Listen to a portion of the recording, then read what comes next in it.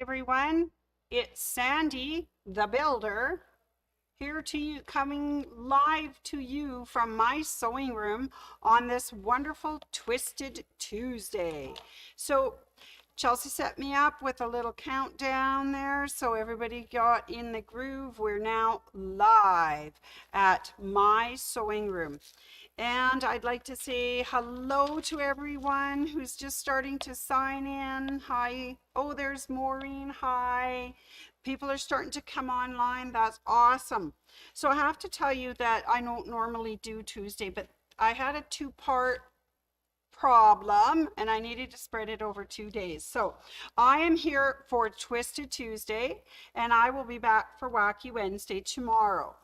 But I just want you to stop because you're entering the construction zone. Yeah, that's right. This is technique class number 3 at my sewing room this Twisted Tuesday. And I am live for you on Facebook and YouTube. So hello and thank you for stopping in. Yes, I've got a few special shout outs for you. However, Sandy has to take her safety glasses off to get her reading glasses so she can actually read. Isn't that just marvelous? I see people signing in. That is so awesome. I sure hope we're live on YouTube. I haven't got anybody over there, but hi, Maureen, Tina, Ruth, and woohoo! All right, so quick shout out to some of our wonderful people. Ruth C, Michelle G, Tina B, Carol D with Paul and Olivia, Lynn S, Linda N, Annette W, Ann L, Ann S, Linda L, Robin S, and Carol G. They usually come in on YouTube, but I don't see them there today. Lynn A, I just wanted to tell you, Lynn A, that the next Rope Bowl Sew Along class, if you want to join us, is April 11th, and it's $20. She was so excited. She bought ropes and threads, variegated. She's going to make rope bowls after last Wacky Wednesday, so I'm very pleased. Thank you so much. And a shout out to Sandy A. There's again, Ann S is online, and Nancy C, Teresa B, Vivian H, Loanne F, Mary Z. Have you named the puppers? Criss L, Betty L, Glenda, Mike, and Peanut, and Jean and Maui Jim. Anyways, thank you. I'd like to thank you all for your likes, your loves, all your comments, and your sharing. It is wonderful to have you guys as an audience. And pretty soon I'll have a live one too if you want to come in. All right, so I just want to recap a few things. We are going to do binding 2 ways. So today, the first one is my way. Tomorrow on Wacky Wednesday, we're going to do binding 2 ways part 2 the other way. So we're going to do that, but I need to recap so that you know what we're going to be binding today. All right, let's have a look from the top down, and let me remind you that we made pot holders in February. And what we did was we took a backing fabric, we put some Insulbrite in there, we put another topping. So this was your sandwich, and this we did not cut, okay? And then we took some fun colored fabric for the top. This time I put 3 in there, and what we did then was to sew it diagonally from corner to corner. So each of these has, I don't know if close-up will work, but you'll be reminded that we sewed it from corner to corner with about a 1/4 inch in between, because that's the line that we're going to chenille and cut. All right. So then we took our little cheniller cutter and we did some cutting with our fabric. And we picked the littlest, smallest little arm on our cutter, and it fit just perfectly into our seam, and we just cut our chenille. So if you'll remember, at the end of that day, we had quite a few of these chenilled and fluffed up. So here is one that we have chenilled. We hadn't fluffed it, but if you take a a brush, whether it is a toothbrush, a nail brush. This is a little fur wire brush, and you just make it all fluffy. Now, with these ones, I'm actually going to cut it into a square. Tomorrow, we'll be cutting it into the round circle and doing bias binding. Today, it's just regular binding. All right. So things we're going to need to carry on from here. I have an 8-inch bias square because that's the size of the block I want to use to make for our binding. We're going to need some pins. We're going to need some mats. We're going to need a rotary cutter. We might be able to use our walking foot, if not your 1/4-inch foot, and your single stitch plate for your machine. We need scissors, we need a marking pencil, and this, believe it or not, is a seam ripper, because we always need that, or it's a stiletto to keep my fingers out of the traffic, right? All right, so those are the things that we're going to use today. I will say that they did a brother class today, so they've left the brother sewing machine set up for me. So I won't be using my Bernina products today, but I will be using the brother machine. And what machine, delightful machine, do I have here today? I have the Stellar 2, so that is kind of fun. So first off, we're going to take that chenille pot holder that we worked on, and we're going to cut it. I brought my round rotary mat, round rotating mat for this purpose, so that I don't have to keep moving my cutter and do anything silly, like cut my fingers off. All right, so the fun thing about a bias square, see if I can show you close up, it has a line down the diagonal. And I am going to take that line and I am going to match it up with the stitching line on my pot holder, and I'm going to center it as best I can in the design and make sure I've got some pot holder on all sides, and then I'm just going to trim away all the excess. And I think I may have needed a new rotary cutter blade. This is a little on the dull side. Okay, and then of course I can just rotate my mat rather than my lovely little bias square there, and I just cut those off. Yep, definitely been cutting enough Insulbright with this one. All right, let's keep cutting. Oh, it's good. Thanks so much, hun. That little Chelsea, she's just a little doll. She will listen and she can anticipate my needs. It is amazing. That is absolutely amazing. Okay, let's cut the other corners. Oops.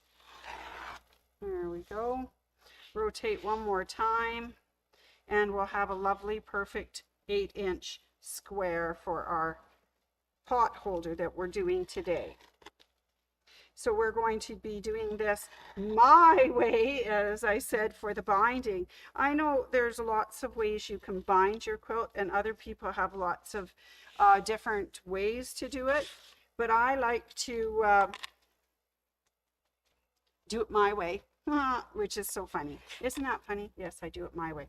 All right, so once you've got your pot holder cut, now we need to get some binding. And because we're doing the regular binding, we can just use straight fabric. We don't have to do anything special to it. We'll just get out our cutting board and our fabric we're going to cut. So we're finished with the bias square. Now we got our regular ruler. Okay, so just so it was nice and bright and you could see it, I picked yellow for our binding strips. Now, I also used polka dot. This looks really cute, so we'll look at that later. For this project, I cut my binding at 2.5 inches. So, you know, it's a preference. Some people cut them at, you know, 1 3/4, 2, 2 1/4. However, for mine, I found I cut the first strip at 1 3/4. It didn't quite go all the way around when I finished it. It was too tight. So I've gone back to my regular, always use 2.5-inch binding. So I've measured 2.5. We're going to make some strips. Okay. So once we've got strips made, I'll show you what we're going to do with them, okay? Oh, but I think I should tell you a joke first. I have this great construction joke, but I'm still working on it. Right, Cam? I really need a laugh track, don't I? Okay. All right, back to work. Back to work. All right, let's pretend that I have now cut 2 beautiful strips of binding. Woohoo! So before I go any further, what I would like to do is trim those salvages off.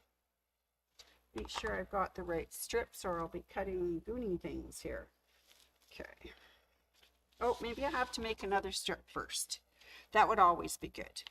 So my friend Betty, you guys know her. She thinks I'm funny. She doesn't know I'm quite serious about all my stuff, but she finds me funny, and I appreciate her because she likes what I do. All right, so here we have 2 strips that are 2.5 inches.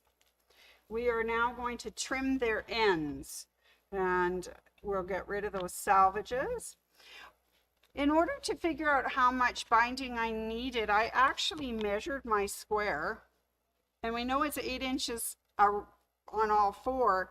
So, you know, 8 times 4 is only 32 inches. So I probably have way more binding than I need. I probably only needed a good strip.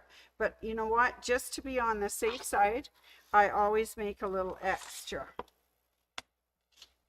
Always go 1 extra strip just in case. And you know what? Because you're going to get down to that last 6 inches of binding and oh my goodness, it's not there. So the next thing I'm going to do is I'm going to take it and place it right side up. The next strip, I'm actually going to place it wrong side up. And I am going to square these up in the corner so that they're laying evenly along this edge and this edge. And I like to pin. So this is doing it my way. Some people might not like to pin. Some people will just eyeball it and sew it. I don't think I'm quite that straight. So I am just going to pin mine with a really lumpy pin. Let's try a different pin. There we go. Just going to pin it in that corner so it makes sure it stays. And I'm going to pin it in this corner because I will be sewing diagonally across it because of number 1, a 45-degree angled stitch line is more secure than 2 that you put together butted. So we want to make sure it does that. It's secure. The other thing is that it is very pretty the way it binds together. You don't have a seam across and lumpy, so it kind of goes. Now I like to just touch the corner where I'm going to start with my felt, with my marker, and where I'm going to end up on this side. Okay, and then I want to draw that 45-degree line and we're going to sew it. Okay, there he is, marked up, ready to go. So we can take it over to our lovely sewing machine. And as I say, I've got the Stellar today. So now let's turn over to the lovely close up here. I always start with a little bit of fabric underneath so that I can lead into my row of stitching. All right, here it goes. All right, now we got to get started. Oh, they gave me a pedal. Hang on, here we go. Starting down that merry road. Okay, this pedal is not working. Oh, there we go, pedal working now. Let's put the pedal to the middle. I guess shouldn't go that fast, should I? All right, so we're gonna just sew that up along that line. And I have another little scrap of paper, fabric, I should say, not paper, that I like to just sew onto there. So that way it's done.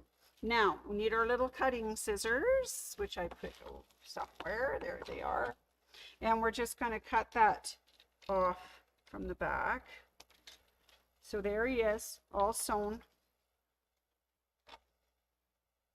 And we'll just trim our ender off. So there it is, sewn, and it's nice bright blue, so you can definitely see the 45-degree angle. All right, let's come back over to the top. And we'll take our pins out.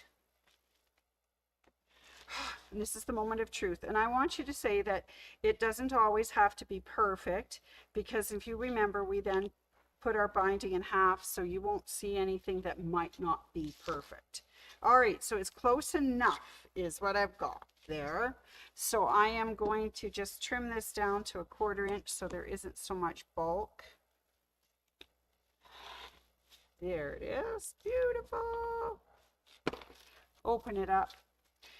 All right, so now the magic. Are you ready? We're going to iron this, which I don't have an ironing board, so let me grab the little ironing board.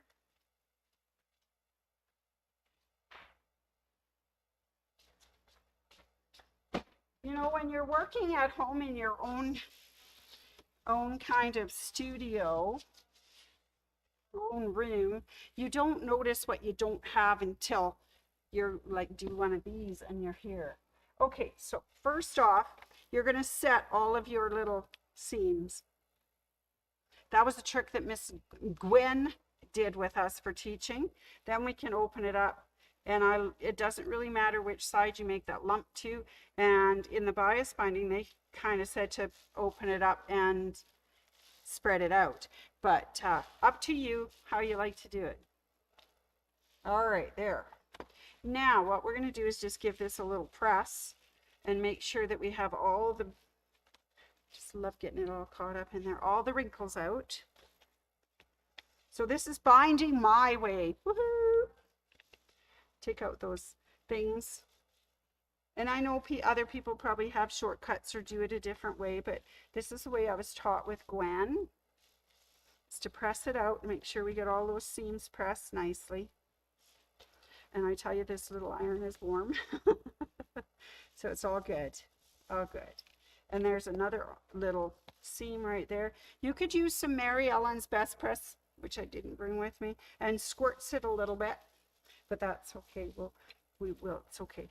And then we can make it all nice and stiff. All right, here we go. Now this is where you burn your finger. If you're like me, you have to. Okay, so now we're going to put them wrong sides together, fold it in half, wrong sides together. And I am going to get my iron out from underneath all my fluff here. Okay. And we are going to press it. There we go. And we're just going to go, keeping our fingers far enough away from the iron as we go. And we're just going to press it. Isn't this exciting? Oh my God, this is riveting TV, isn't it? Or video. So there we are. So we do that with all of our strips, so we get a nice long, even piece of binding. Now, binding, of course, depends, how much you make depends on the size of what you're working on. So this, of course, wasn't very big. It's only a little pot holder, so you probably only needed one strip if you were doing 42 inches, but that's really close for the 32 inches that I've got there. So I always like having extra. Now, if you were doing a large quilt, in order to figure out your binding, let's just stop for a second. You would take your quilt and you would measure down each side and add those 4 lengths up. Hopefully they're either all even if it's a square quilt, or there'll be 2 that are the same and 2 that are the same if it's rectangular. But you take the length of all 4 sides and add it up. So then once you've got that, which is called your perimeter, what you do is you add that up. Now, most fabrics are approximately 40 inches without their selvage. Some can be, you know, especially like flannel. Some could be 42, but I use 40 as a round number. I take my total of my sides and divide it by 40 inches because I know that's what one strip will be. So if you see how it comes out, it won't be an even number. It'll be like maybe 6.7 or whatever. You take it and round it up to the next whole number. So 7 strips would be your minimum that you would do on that quilt. So you add up your sides, divide that total by 40, and then go to the whatever nearest number it is. Sometimes I'll go one more. So say it was 6.7, I might go 7, I might cut 8 just to be on the safe side. Anyway, so that's how you do area, or not area, that's how you do your binds, figure out how much binding you need. And we'll just carry on making strips and just ironing them and making them long and beautiful. So I will show you what I made. Okay, maybe we need another joke. I think we need another joke today. Are you ready? Here we go. Hi, Lana. Oh, Allison, thank you. And Anne, okay, thank you very much, you guys. Oh, there's Donna and Carol over here. Wonderful. Thanks for joining me, you guys. Thanks, Lana. Okay, so here's our next joke. Are you ready? What music, I should say. Boy, I'm really good at this jokes. What music do builders like to listen to? This will take you way back if you're as old as me. The Carpenters. One of these, Tyler said he was going to make me a laugh track, but I haven't figured out. Maybe it's under special effects. I'll try it out later. We don't want to annoy you right now. Okay, so now what we're going to do, we got binding made. So let's go back to the top. I made pretty polka dot binding. I just used the yellow one to show you as a sample how to make it, but there's my lovely polka dot binding. Now let's find my pot holder. Now my hardest part at the end is when the two come to match up. So I want to leave lots of end so that I can match it up at the end. We can cut it off as much as we like, but I want to give enough space. This is a very, very small side. I need to give us as much space as possible. So I'm actually going to sew just about almost to the corner when I get started. So let's go close up over here and let's go and sew that. Okay, now let's go needle up. Wake up, there we go. We're going to cut that. I'm going to press her foot up. This thing has got so many buttons. I don't have that many buttons on my machine. So now at this point, I actually would have gone to get a either my 1/4 inch or my walking foot, but seeing as I'm using what is available in the studio, I'm actually going to just use their, it looks like regular, but I've got my 1/4 inch marking right here, so that's what I'm going to follow along. I'm going to go slowly because I don't have far to go, and then I'm going to stop. Now this is where binding my way comes in. I actually want to back up just a stitch. I'm a 1/4 inch from the end. Okay, it doesn't back up. Okay, come on, back up, back up. Oh, this is the worst machine ever. Okay, no, it's not the worst machine ever. Okay, normally I would just stop right there on my machine. Cut this off. I've gone too far, so I need to pick out a couple of those stitches. So that's where that nice seam ripper comes in. I want to stop a 1/4 inch from this corner because we need to make our end. Okay, that came out pretty easy. Okay, there, we're stitched to within a 1/4 inch. Now, to make my corner, I take my fabric and I run it straight up along the line. So if you look, it makes a nice even line. And then once I can feel the end, I want to pull that binding back down to the edge of the quilt, my little pot holder here. Okay. And then I'm going to go again. Okay, press her foot down. Press her foot up. I think I need to come this way just a tad. There we go. Press her foot down. And away we go. Are you ready? Woohoo! Oh, foot pedal. I keep forgetting I have a foot pedal. Okay, here I go. Okay, that's a little thick for this poor little foot that I've got on. I wish I had a walking foot. But then we zip along this side. Oh, we're zipping so fast. And this is just straight binding on a straight or square or rectangular thing. And we want to get to within a 1/4 inch. And then I want to back up. Okay, and then I want to cut. I want my presser foot up.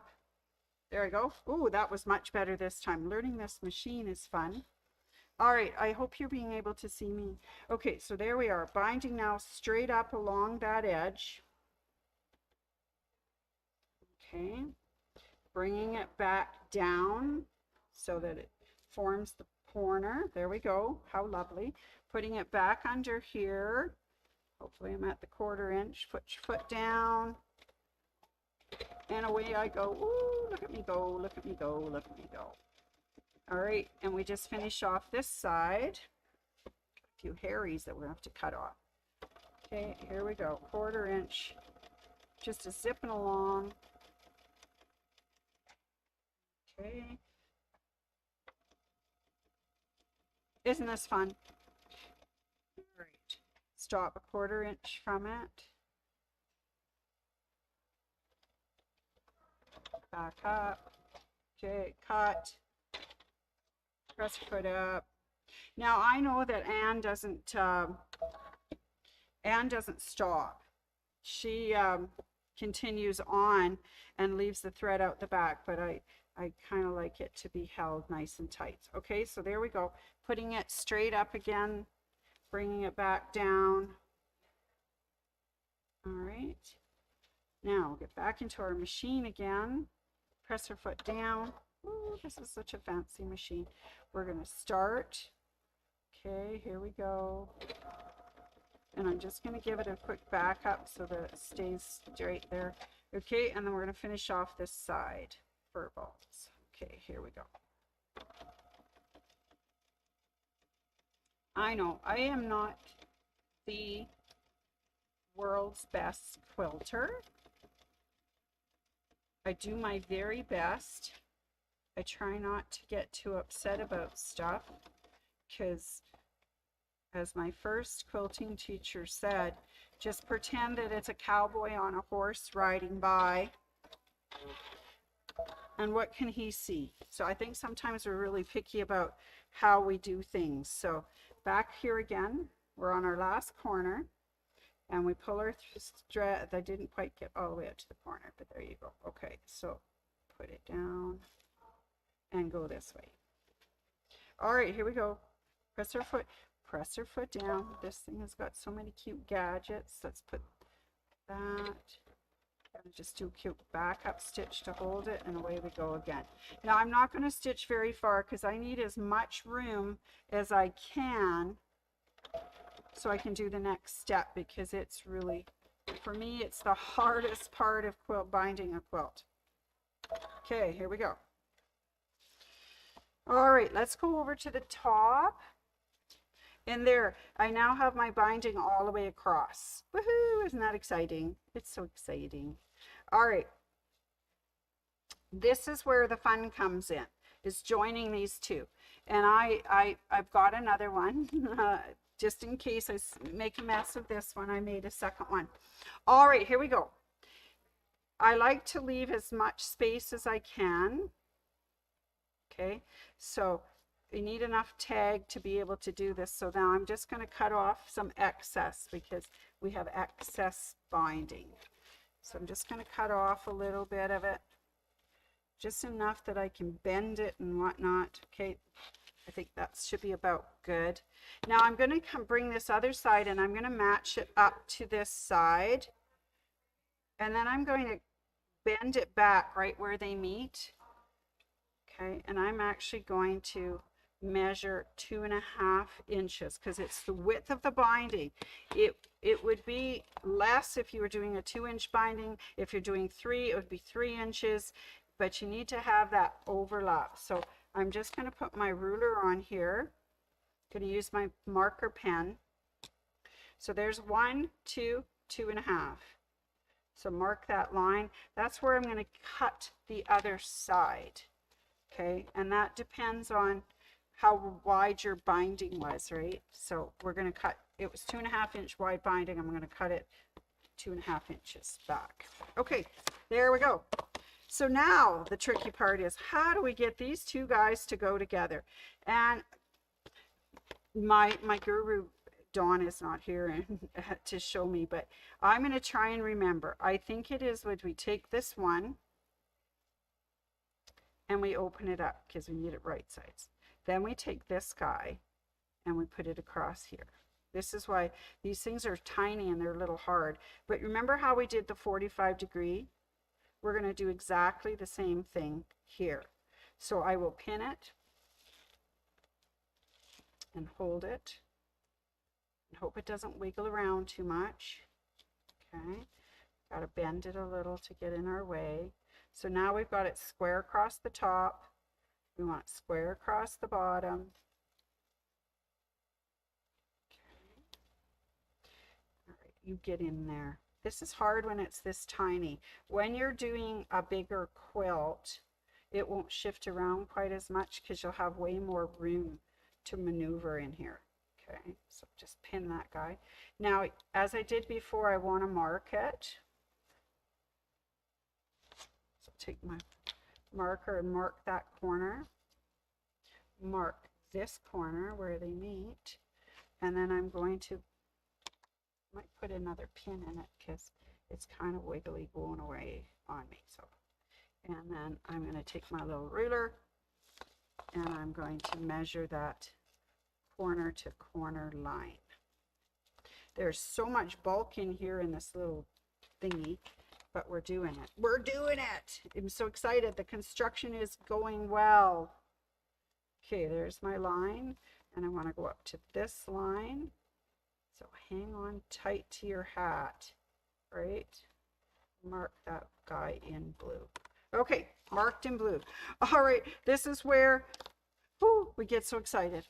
And I hope I did it right, because if not, if I didn't do it right, then we have to do it again. Okay, so here we go. Got my little leader back in there again. Just going to get started. And I'm glad we're using bright blue thread so you can see everything that's happening. Okay, there's our 45. So we're going to ease that under the foot. Get started. There he is. I think this one might be a little wiggly, but we'll do the best we can. And we just follow that line out to this edge. All right, here we go. Where's my... And so on to that. Okay, now we can cut that off. All right, let's have a look. There's our sewing. You see our... I can't see the camera when I'm at here, but that's okay. There he is. All right, let's hope we did it right. Before I cut anything, I'm just going to, oh, let's trim that ender off. I'm just going to try and ease it together and see if it's all going to fall in there nicely. Did it? I think it did. Okay, perfect. So let's take it over to this side now. And let's trim that off at the 1/4 inch.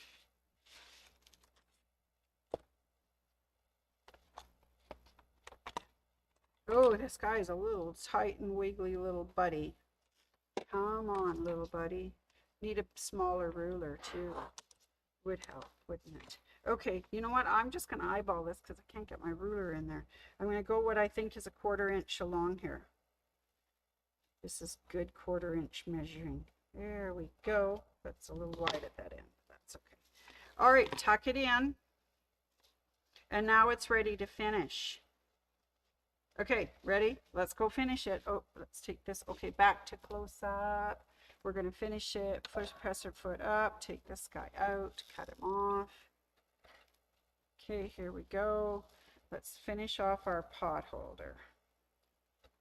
Okay, let's go back down. Press our foot down. Here's our needle. We're going 1/4 inch on that 1/4 inch mark. And here we go. This is fun because then there's no overlap of ends anywhere. And this is finished. Okay, a little wiggly, but not bad. You always got to have something wrong with it, don't you? All right, we just powered right through that. Let's go back. Okay, cut it. Press your foot up. Press your foot up. There we go. All right, back to our big top. Okay, so there it is. So now that's how you put on binding for something that is not curved. It is got straight sides to it. All right, so then what we do is we just work it around to the back. And of course, this is going my way. Now, there are people out there that would have put this on, hairy balls there, cut that off. They would have gone and put it on from the back, on the back side, and then brought it to the front and then machine bound it. I found I'm really wiggling with machine binding, so I like doing it this way where you get the nice binding on this side, and then I take it over to the back and I actually hand stitch it down. Use some of those lovely wonder clips, hold it in place, and just stitch it by hand. And then you have a finished pot holder. Cool. So that's how you do a binding on something that is square. And if you didn't catch it all, Anne, I think Chelsea, Maureen, Leah have all done binding videos on either Facebook or YouTube, and you can find them. I know Anne did one that is on machine binding. Rather than having to do it in hand, you would do it by machine and tack it down with your machine. I know that my Betty, she's getting pretty good at that machine binding, so she may have done it the opposite way that I did it, but this is my way and I do the best I can. Anyways, also videos out there, there'll be more I'll talk about tomorrow, but the main one is binding a quilt or machine binding a quilt. So you can do it with your machine or you can do it by hand. Anyways, that's what our little pot holder looks like after we've done it. So just to review, we made chenille pot holders last month. So the technique today and tomorrow is to bind them. This is the square one, so it was really easy to bind. It was lots of fun. I want to show you a couple little ones that I've also made using some really fun fabric. Okay, really close up here. These ones, look at that. Okay, this guy's in the road, you have to move. Fun fabric. We used to have these really cute cupcakes in fabric, and we had a class called Groovy Girls, and in Groovy Girls we did pot holders, and we embellished them with rickrack. We added different colors, we put things inside. So we make the top first, and then you put your batting and your things inside. Oh, look at the back, isn't that cute? Lemon cream. And then I picked pink swirl to do the binding, and again I did it the same way, putting it on and pulling it to the back. These are all hand stitched. So that was one of them. I had so much fun. Here's another one we did, but same color, same idea, with, but this time a blue center, pink in the side, and blue rickrack with a yellow binding. We had so much fun. Oh, and this had cake fabric on the back. We had so much fun in Groovy Girls doing these. It was a class taught by Anne, using all the Atkinson patterns, and it was so fun. And I don't know who else was in the class with me, but oh my goodness, we learned so many great techniques. So anyways, that is it for Twisted Tuesday today. Thank you guys for all signing in. I see Grandma Vicky's on right now, but that's how you bind a square or rectangular pot holder, quilt, etc. So if you can, if you have time, come back tomorrow when we do Binding Two Ways, Part 2, the other way. Anyways, I do hope you'll be able to tune in, and I will see you tomorrow. I'll try and be ready a little bit earlier. We had class, it may run a little bit later tomorrow too. But we have class, so I'll try and get here at 4:15. Today it was a little later, I'm sorry. We'll try and make it to Wacky Wednesday on time. All right, thanks everybody. Have a good time constructing. Remember Calgary's 2 seasons, winter and construction. We're coming up on them. All right.